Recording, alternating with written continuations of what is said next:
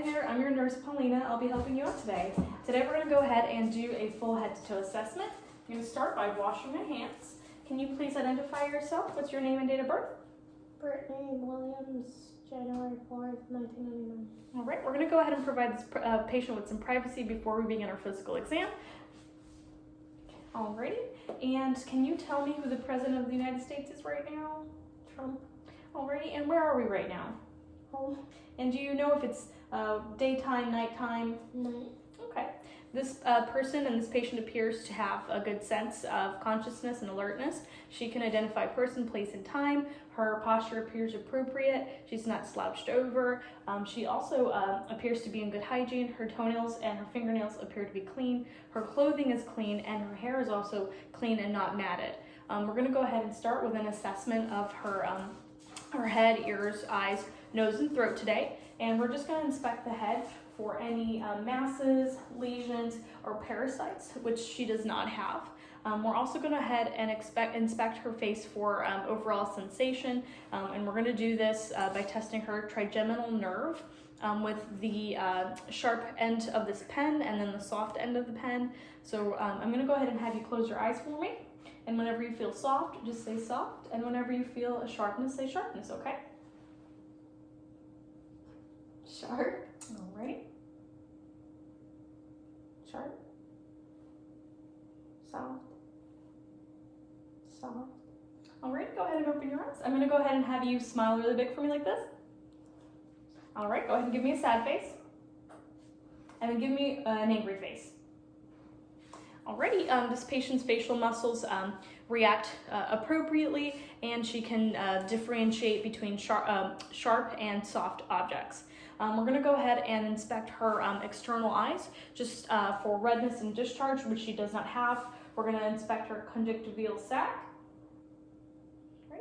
And we're also going to inspect her optic nerve by performing a Snellen chart.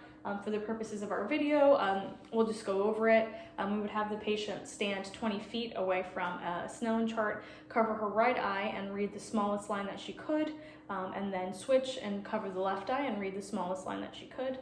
But we're also going to go ahead and inspect for pupil size right now. Her pupils look bilaterally look symmetrical. I'm just going to have you look at this pen from a distance. Look at it here. And they dilate and constrict appropriately. When we shine light into them, they dilate as well. Her sclera looks white, so this patient presents with perla. And we're also going to go ahead and inspect her extraocular muscle eye movements. And we're going to do this by having her look in the 6 cardinal directions of gaze. This would be for oculomotor, trochlear, and abducens cranial nerves. I'm going to have you look at the stem for me and just follow it with your eyes, okay?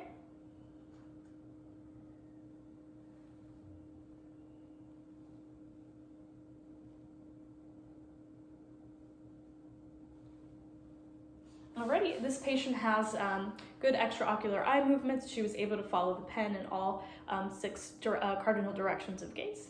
Now I'm going to go ahead and have you, we're going to perform the confrontation test. I'm going to have you cover your right eye for me, and I will do the same. And whenever that you are able to see the pen, I want you to let me know, okay? Ready? I'm sorry, it's this one. Okay, tell me when you see the pen. I see it. Alrighty, and tell me when you see the pen. I see it. Right, now we're going to switch. Tell me when you see the pen, okay? See it. Tell me when you see the pen. I see it. Tell me when you see the pen. See it. Alrighty, this patient was able to perform a confrontation test, and she has good peripheral vision. We're going to go ahead and inspect her mouth. I'm going to go ahead and have you open up your mouth for me. Okay. Her lips look a little bit dry, but her mucous membranes look well moistened. Her teeth appear clean, white, with no cavities present. Her tongue also appears well moistened. Her tongue is also in the midline. I'm going to have you open your mouth once more. Say ah. Right. And her uvula does rise with phonation. She also presents with no swollen tonsils, and her throat is pink and not red or inflamed. We're going to go ahead and inspect your nose for just any discharge or lesions, which she has none. We're also going to go ahead and test for patency. The patient's nose appears symmetrical and has a good shape. I'm going to go ahead and have you cover your right nostril, like this, and breathe in, and switch. Okay, the patient shows good patency of both nostrils bilaterally. We're going to go ahead and move on to the patient's ears. We're just going to inspect for external cerumen, redness from discharge. We're going to do this by moving the patient's hair. And we're just going to pull the pinna up and back. Any tenderness? We're going to press on the tragus a little bit. Any tenderness? Same on this one. Any tenderness? Ready. The patient does not have tenderness and also has a clear auditory canal, no cerumen, redness, or discharge is present. We're going to go ahead and move on to testing her strength resistance, and we're going to go ahead and do this by having her push upward against her arms here. Alrighty. I'm going to have you push against my hand here. All right, and this one. Okay.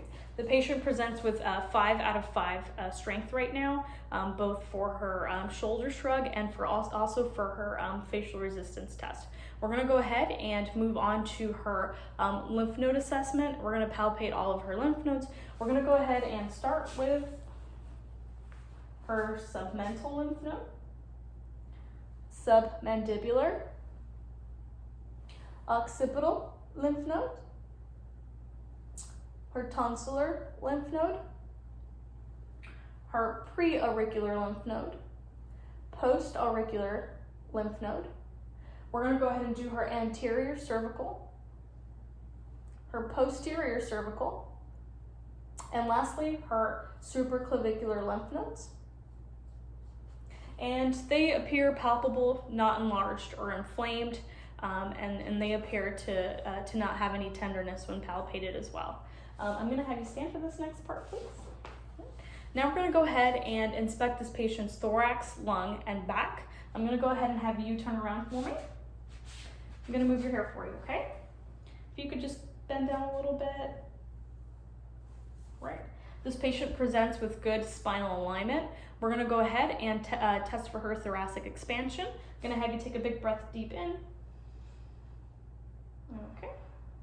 Alrighty, so she has a symmetrical thoracic expansion. Her anterior posterior diameter looks less than the transverse one. We're also going to go ahead and assess her respiratory rate, and for this we would actually do it for a full minute. For the purposes of our assignment, we'll only do it for a couple seconds and then multiply it times 4.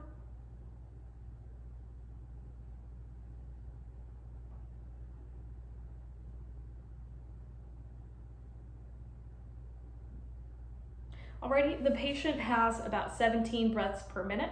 Her breathing appears non-labored.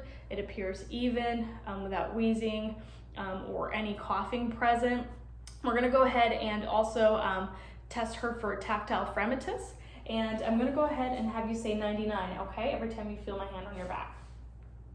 99, 99, 99, 99, 99, 99, 99, 99.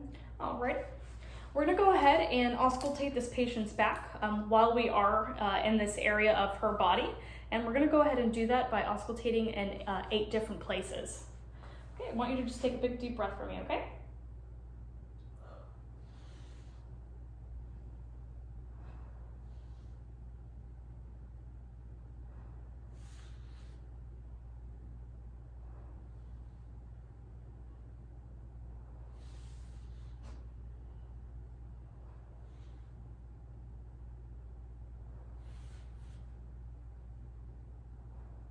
All right.